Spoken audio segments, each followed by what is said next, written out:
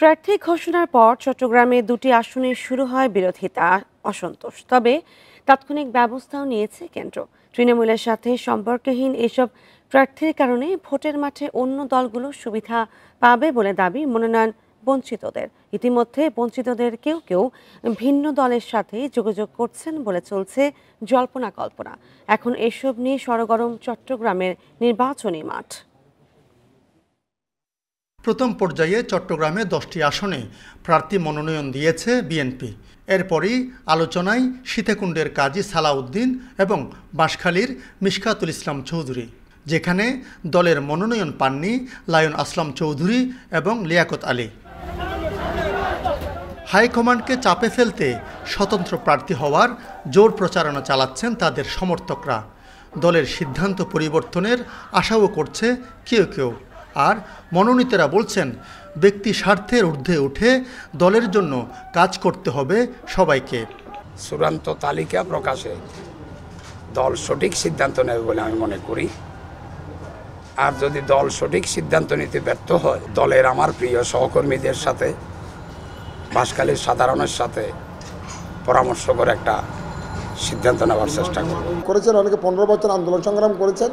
এই দলে যেহেতু বড় দল, অনেকে মনোনয়ন প্রত্যাশী থাকবে, কিন্তু আমি মনোনয়ন দিতে পারবো একজনকে। দল তো সবার, তা না শীর্ষ সবার। যেহেতু দল মনোনয়ন দিয়েছে, যাকে দিয়েছে, আমাকে না দিয়ে যদি অন্যজনকে দেয়, আমি ওনার জন্য কাজ করতাম। বিএনপির এই বিভক্তিতে আশার আলো দেখছে জামাত ও এনসিপি। ভোটের মাঠে ভালো ফলের আশা তাদের। যারা নমিনেশন বিএনপি থেকে বঞ্চিত হয়েছেন, তাদের অনেকেই কিন্তু এখন এনসিপির সাথে যোগাযোগ করছেন। এটাও আমাদের জন্য একটা পজিটিভ। যারা জুলাইয়ের পক্ষের ছিল, ওই রকম কিছু নেতৃত্ব হয়তো আমরা এনসিপিতে হয়তো আমরা প্রার্থী হিসেবেও পেতে পারি। সংগঠন আগেভাগে প্রার্থী দেওয়ার কারণে আমাদের মাঠটা গুছানো আছে এবং আমরা মাঠের রাজনীতিতে আমরা একটা জনগণের পালস বোঝার সুযোগ পেয়েছি, যেটা আমাদের জন্য একটি বাড়তি পাওনা হিসেবে কাজ করবে বলে আমি মনে করি। প্রার্থী ঘোষণা না হওয়া 6টি আসনের 2টি শরিকদের সঙ্গে ভাগাভাগি করতে পারে বিএনপি। এছাড়া রাউজানে গিয়াস কাদের চৌধুরী ও গোলাম আকবর খন্দকারকে নিয়েও বিপদে আছে দলটি। আলমগীর সবুজ, ইন্ডিপেন্ডেন্ট নিউজ, চট্টগ্রাম। ত্রয়োদশ জাতীয় নির্বাচনে বিএনপি যাদেরকে মনোনয়ন দেবে সবাইকে ঐক্যবদ্ধভাবে তাদের পক্ষে কাজ করতে হবে বলে মন্তব্য করেছেন দলটির স্থায়ী কমিটির সদস্য নজরুল ইসলাম খান। বুধবার রাজধানীর ডিপ্লোমা ইঞ্জিনিয়ার্স ইনস্টিটিউশনে এক অনুষ্ঠানে এ মন্তব্য করেন তিনি। বুধবার জাতীয় বিপ্লব ও সংহতি দিবস উপলক্ষে জাতীয়তাবাদী শ্রমিক দল আয়োজিত শ্রমিক জাগরণ, উৎপাদন ও উন্নয়ন শীর্ষক আলোচনা সভায় এ কথা বলেন নজরুল ইসলাম খান। এ সময় জিয়াউর রহমানের শাসনামলের কথা উল্লেখ করে তিনি বলেন, দেশের টেকসই উন্নয়নের সূচনা করেছেন শহীদ প্রেসিডেন্ট জিয়াউর রহমান। আগামী জাতীয় নির্বাচনের প্রসঙ্গে তিনি বলেন, বিএনপির পক্ষ থেকে যাদেরকে মনোনীত করা হবে সকলে ঐক্যবদ্ধভাবে তাদের পক্ষেই কাজ করতে হবে।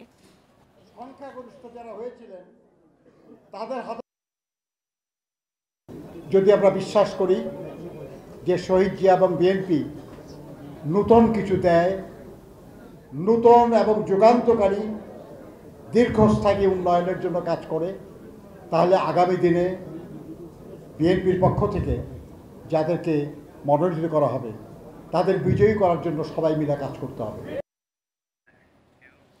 জোট নিয়ে এখনো সিদ্ধান্ত নেয়নি জামায়াত। আসনের বিষয়ে এনসিপি বা অন্য কারোর সাথে আলোচনাও হয়নি। এসব কথা জানান জামায়াতের সহকারী সেক্রেটারি জেনারেল হামিদুর রহমান আজাদ। বুধবার বিকেলে সিইসির সঙ্গে সাক্ষাৎ শেষে সাংবাদিকদের কাছে কথা বলেছেন তিনি। হামিদুর রহমান আরও বলেন, নভেম্বরে না হলেও জাতীয় নির্বাচনের আগেই গণভোট চায় জামায়াত। জুলাই সনদের অধ্যাদেশ নয়, আদেশ জারির দাবি জানান তিনি। বলেন, ফেব্রুয়ারি নির্ধারিত সময়েই জামায়াত নির্বাচন চায়। এর আগে সিইসির সঙ্গে সাক্ষাৎ করে গণ অধিকার পরিষদ দলটির সাধারণ সম্পাদক রাশেদ খান জানান, জাতীয় পার্টি ও 14 দলের সাংগঠনিক কার্যক্রম নিষিদ্ধের দাবি জানানো হয়েছে। তিনি মন্তব্য করেন, এরা ভোটে অংশ নেওয়ার সুযোগ পেলে আওয়ামী লীগ ফিরে আসার সুযোগ পাবে।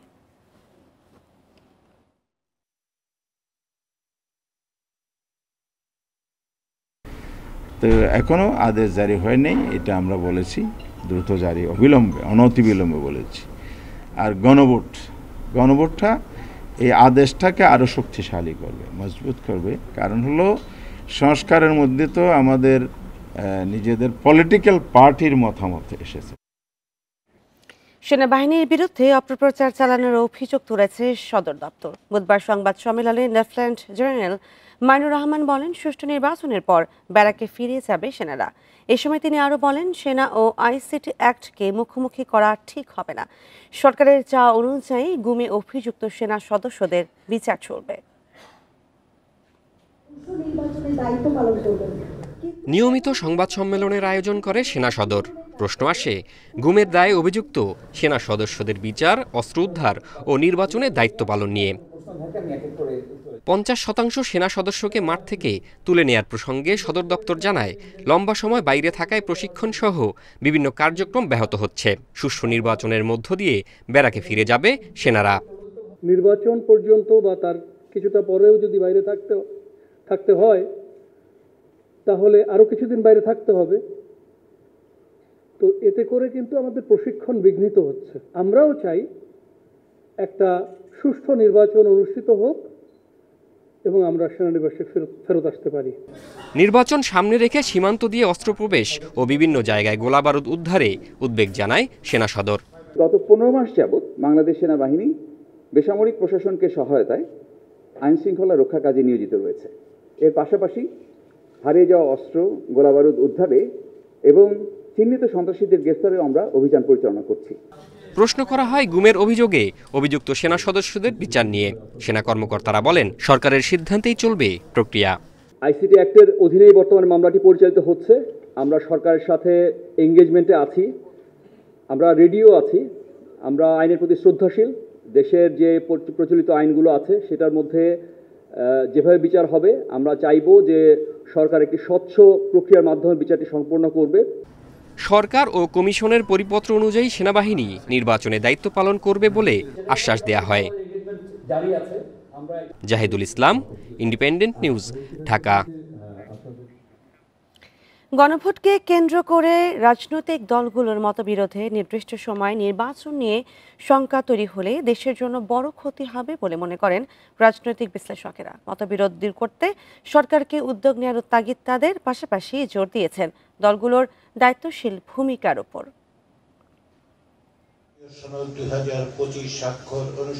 7 মাস সংলাপের পর গত 17 অক্টোবর প্রধান উপদেষ্টার উপস্থিতিতে রাজনৈতিক দলগুলো জুলাই সনদে স্বাক্ষর করে। এতে সংস্কারের প্রস্তাব ছিল 84টি। পিআর পদ্ধতিতে উচ্চকক্ষ গঠন, তত্ত্বাবধায়ক সরকারের গঠন পদ্ধতি সহ 15 প্রস্তাবে বিএনপির নোট অফ ডিসেন্ট রয়েছে।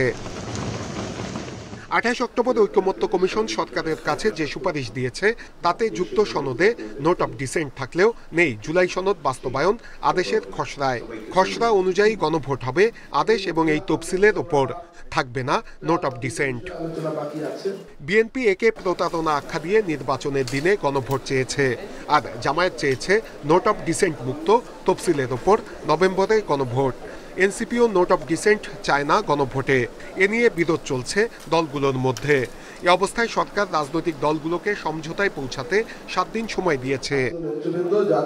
রাজনৈতিক বিশ্লেষকরা বলছেন, উদ্ভূত পরিস্থিতিতে সরকারকে ভূমিকা নিতে হবে, কোনোভাবেই সংকট সৃষ্টি করা যাবে না। রাজনৈতিক দলগুলো যদি নিজেরাই বসতে পারত বা দেশটা যদি নিজেই পরিচালিত হতে পারতো, তাহলে কি অন্তর্বর্তী সরকার লাগে? মানে আমরা সংকটে পড়েছি, আমরা যদি সবাই নিজে চলতে পারি আগামী নির্বাচন পর্যন্ত, তাহলে তারা অন্তর্বর্তী সরকার প্রতিষ্ঠা করতো না। অন্তর্বর্তী সরকারের কাজ হচ্ছে হলো রাজনৈতিক দলগুলোর মধ্যে এক ধরনের মিডিয়েশন করা। রাজনৈতিক দলের মতবিরোধের কারণে ভোট নিয়ে সংকট তৈরি হলে বড় ক্ষতি হয়ে যেতে পারে, সুযোগ নেবে পতিত স্বৈরাচার, এমনটাই বলছেন বিশ্লেষকরা।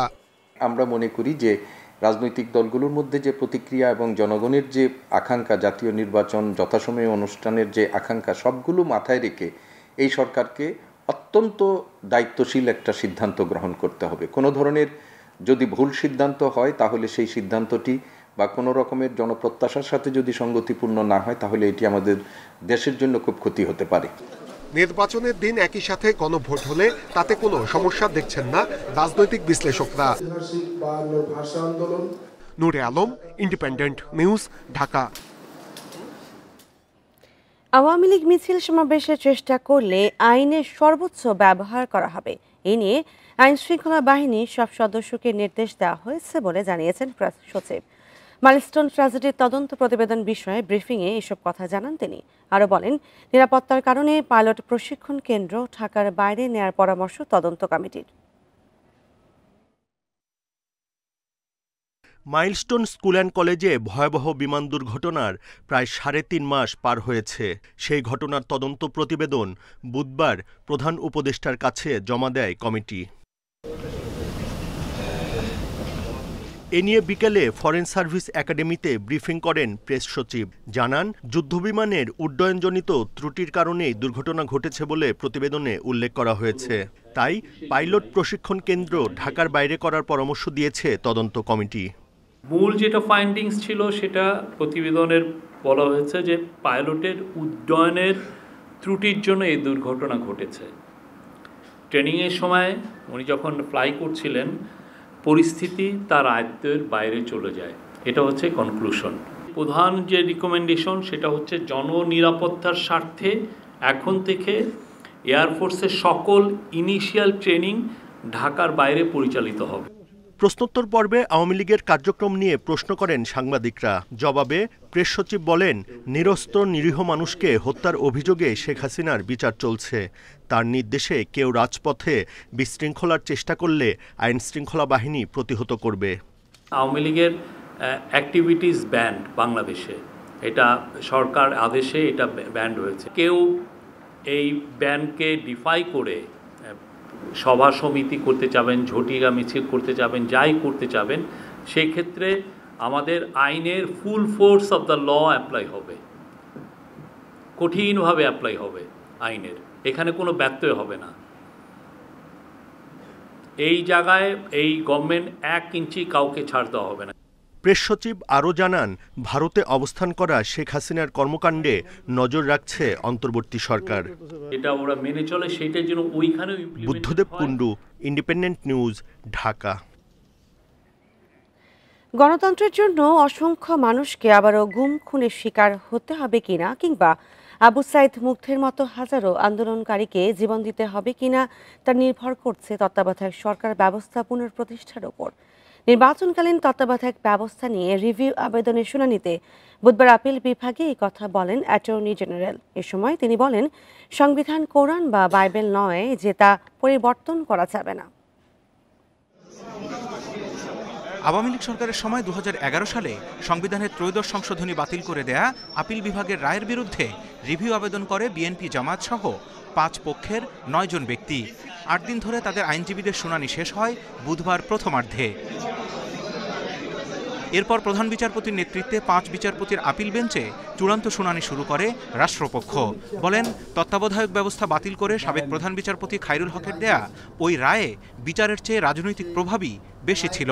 সে রায়ের ফলে এদেশে সাধারণের ভোটাধিকার হরণ করে ধ্বংস করা হয় গণতন্ত্র, শুরু হয় গুম খুন।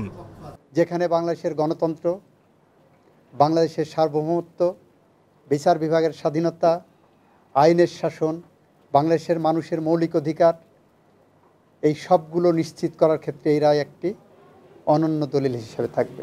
সর্বোচ্চ আদালতকে অ্যাটর্নি জেনারেল বলেন, সংবিধান কোনো ধর্মগ্রন্থ নয় যে তা পরিবর্তন করা যাবে না। জনগণ চায় এটি পরিবর্তন করে তত্ত্বাবধায়ক ব্যবস্থার অন্তর্ভুক্ত করা হোক। কোরআন কিংবা বাইবেল কেউ পরিবর্তন করতে পারবে না, সংবিধান পরিবর্তনযোগ্য। এটাও বলেছি, যদি আপনি বলে দেন তত্ত্বাবধায়কে ফিরে গেলাম, সেটাই যে অ্যাবসোলুট তাও না।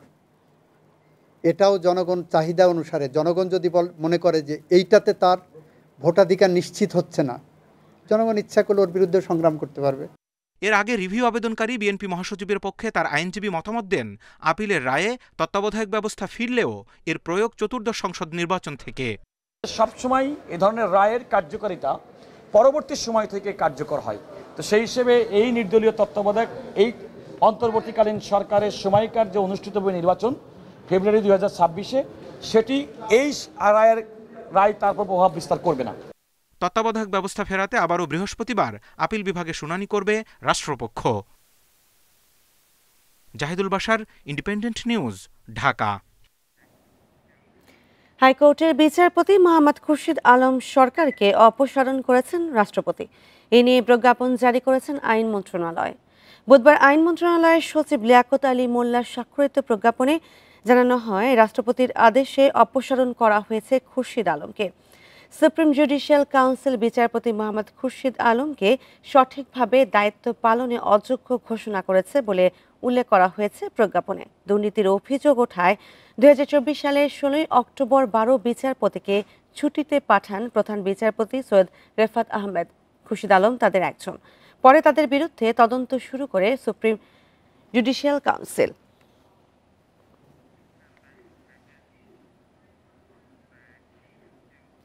আবারও দুর্নীতির মামলার আসামি হয়েছেন শেখ হাসিনা, সজীব ওয়াজেদ ও সাইমা ওয়াজেদ। সিআরআই এর নামে 15 কোটি টাকা লোপাট, 439 কোটি টাকার সন্দেহজনক লেনদেন এবং 36 কোটি টাকা কর ফাঁকির অভিযোগ এনেছে দুদক। এই মামলায় আসামি করা হয়েছে আরও 5 জনকে। বুধবার সংবাদ সম্মেলনে এসব তথ্য দেন সংস্থার দুর্নীতি প্রতিরোধ বিভাগের মহাপরিচালক। 2024 সালের 5 আগস্টের আগ পর্যন্ত প্রায় 15 বছর ক্ষমতায় ছিলেন শেখ হাসিনা। সে সময় আওয়ামী লীগ সরকারকে টিকিয়ে রাখা, ভাবমূর্তি উন্নয়ন করাসহ প্রায় সব স্বার্থ রক্ষার নামে চলছিল centre for research and information বা সিআরআই এর কার্যক্রম। সরকার পতনের পর দুদকে আসতে থাকে শেখ হাসিনা, তার পরিবার ও আওয়ামী লীগ নেতাদের বিরুদ্ধে নানান অভিযোগ। বাদ যায়নি সিআরআইও। প্রাথমিক অনুসন্ধানে বেরিয়ে আসে সিআরআই আওয়ামী লীগ সরকারের স্বার্থ রক্ষার নামে বিভিন্ন প্রকল্পের মাধ্যমে অর্থ আত্মসাৎ আর চাঁদাবাজিতে ব্যস্ত ছিল। প্রভাব খাটিয়ে 23টি কোম্পানি থেকে সমাজ কল্যাণের নামে আদায় করে প্রায় 47 কোটি টাকা। এছাড়া ব্যাংক হিসেবে কমপক্ষে 70 কোটি টাকা থাকার কথা থাকলেও 15 কোটি টাকার হিসাব পাওয়া যায়নি। আর অস্বাভাবিক লেনদেন হয়েছে 439 কোটি টাকা। অপরাধমূলক বিশ্বাসভঙ্গের মাধ্যমে জনকল্যাণমূলক কাজ না করে এবং সমাজসেবা অধিদপ্তরের থেকে নিবন্ধিত প্রতিষ্ঠান না হওয়া সত্ত্বেও এসআরও জারি করে কর সুবিধা প্রদান করা হয় এবং সিআরআই কর সুবিধা গ্রহণ করে থাকে। এদিকে বিএনপি চেয়ারপারসনের সামরিক উপদেষ্টার নাম ভাঙিয়ে দুদকে কনস্টেবল নিয়োগের অভিযোগে একজনকে গ্রেপ্তার করেছে সংস্থাটি। প্রার্থীর দেয়া 2টি চেক, নগদ অর্থ, প্রবেশপত্র সহ গুরুত্বপূর্ণ আলামতও জব্দ করা হয়েছে। তথ্য প্রযুক্তির সহায়তায় গত 4/11/2025 তারিখে বিকাল 4:30 ঘটিকায় তার ভাড়া বাসা থেকে গ্রেপ্তার করা হয়। দুদক জানায় সংস্থাটির নাম ভাঙিয়ে এ ধরনের প্রতারণা নতুন নয়। আগেও এমন অভিযোগে অনেককে গ্রেপ্তার করা হয়েছে। বিস্তারিত তথ্য আমাদের এফআইআর এ রয়েছে। আমরা রিশাদ হুদা, ইন্ডিপেন্ডেন্ট নিউজ, ঢাকা। নতুন রাজনৈতিক দল হিসেবে আমজনতা দল নিবন্ধন না পাওয়ায় নির্বাচন কমিশনের সামনে আমরণ অনশন করছেন দলটির সদস্য সচিব মোহাম্মদ তারেক রহমান। এই কর্মসূচি চালিয়ে যাবেন বলেন বুধবার আবারও ঘোষণা দেন তিনি। তারেক বলেন, শুধু আমজনতার দল না, নিবন্ধন পাওয়ার উপযোগী প্রতিটি দলের জন্যই তার এই আন্দোলন। নিবন্ধনের দাবিতে তারেকের অনশনে সংহতি জানিয়েছেন বিভিন্ন দলের নেতারা। তার অনশন ভাঙাতে আমজনতা দলের হয়ে নির্বাচন কমিশনের সাথে কথা বলেছেন গণ অধিকার পরিষদের সাধারণ সম্পাদক রাশেদ খান। তিনি বলেন, অভ্যুত্থানের সাথে জড়িত কোনো দলের নিবন্ধন না পাওয়ার বিষয়টি হতাশাজনক।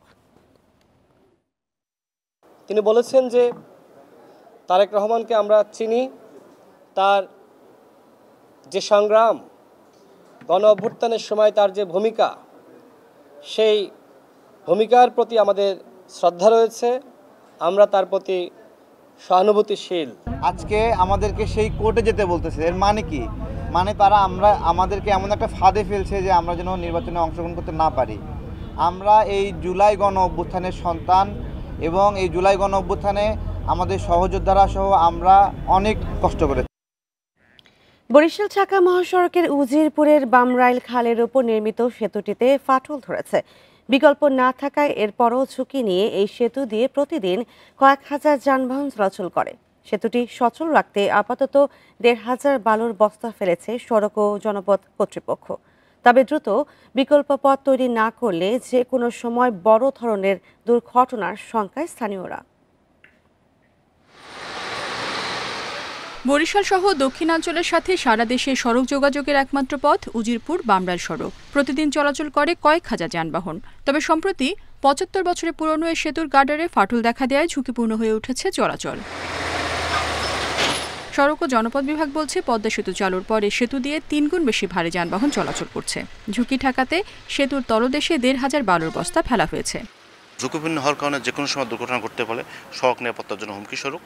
তো আমাদের প্রস্তাব হলো যাতে সেটা দুর্ঘটনা ঘটার পূর্বেই যাতে ওই একটা ব্যস্ততম সড়ক বন্ধ না হয়, সেজন্য তার বিকল্প ব্যবস্থা করা উচিত। বিকল্প ব্যবস্থা না থাকায় ঝুঁকি নিয়ে চলছে ভারী যানবাহন। যে কোনো সময় দুর্ঘটনার শঙ্কায় স্থানীয়রা। যে কোনো সময় ব্রিজ ভেঙে পড়তে পারে, মানুষ আতঙ্কে আছে যে কখন কি হয়ে যায়। 5 টনের উপরে গাড়ি চলাচল করতে পারবে না ব্রিজের উপর দিয়ে, কিন্তু কার কথা কে শোনে? এখানে 20 টন 25 টন মালামাল নিয়ে চলাচল করে। ব্রিজে 5 টন বহন করা যায়, আমার গাড়িতে আছে 12 টন। এখন এটা কি ভাগ করে নিব? তাহলে তো 5টা গাড়ি দরকার। পরিস্থিতি বিবেচনায় সেতুর দুপাশে 2টি বেইলি সেতু নির্মাণের কথা জানিয়েছে সড়ক ও জনপথ বিভাগ। একই সাথে স্থায়ী সেতু নির্মাণের উদ্যোগ নেওয়া হচ্ছে বলেও জানান সংশ্লিষ্ট কর্মকর্তা। 3 গার্ডার ব্রিজ, এখানে একটি গার্ডার আমাদের ক্র্যাক দিচ্ছে এবং সে আলোকে আমরা নেসেসারি মেজারমেন্ট ইতিমধ্যে নিয়েছি। প্যারালালি আমরা এখানে একটি ডাইভারশন রোডও করব। বামরাল সেতু ছাড়াও বরিশাল ঢাকা মহাসড়কে লালপুল, কাশেমাবাদ ও ভুরঘাটাতেও 4টি সেতু ঝুঁকিপূর্ণ অবস্থায় রয়েছে। Independent news. দেশের বেশিরভাগ বাস টার্মিনাল যেখানে ধুলাবালি আর দূষণে আক্রান্ত, সেখানে ব্যতিক্রম বরগুনা বাস টার্মিনাল। নানা প্রজাতির গাছ আর ছায়াঘেরা এই টার্মিনালের শীতল পরিবেশ দীর্ঘযাত্রার ক্লান্তি ভুলিয়ে দেয় যাত্রীদের। মনোরম পরিবেশের কারণে প্রতিদিনই সেখানে ভিড় করছেন বিভিন্ন বয়সের মানুষ। ফুল, ফল ও ঔষধি গাছের সমারোহে বরগুনা বাস টার্মিনালটি যেন মনোমুগ্ধকর বাগান। গাছগুলো বড় হয়ে তৈরি হয়েছে ছায়াঘেরা পরিবেশ। যাত্রা শেষে ক্লান্ত যাত্রীরা এখানে ফিরে পান সবুজের ছায়াঘেরা প্রশান্তি। যখন জার্নি করে আসার পর গাছ দেখে, সবুজের একটা বাগান দেখে সবার মনে ভালো হয়। এই সুন্দর পরিবেশ দেখে আসলে তাদের সেই ক্লান্তিনেসটা কেটে যায়। বাস টার্মিনালটি প্রাকৃতিক ও নান্দনিক সৌন্দর্যের কারণে বিনোদনের স্থান হিসেবে বেছে নিয়েছেন স্থানীয়রা। এখানে ঘুরতে আসি মূলত এখানের যে সৌন্দর্যটা এটা উপভোগ করার জন্য। এর চারপাশে আসলে হাজার হাজার গাছ রোপণ করা হয়েছে বলে মনে করেন যে এখানে পাখিদের একটা নির্ভরযোগ্য বাসস্থান তৈরি হয়েছে। উন্নয়নের নামে প্রতিনিয়ত গাছ কেটে পরিবেশ ধ্বংস করা হলেও এই টার্মিনালটি ব্যতিক্রম উদাহরণ বলছেন পরিবেশ কর্মীরা।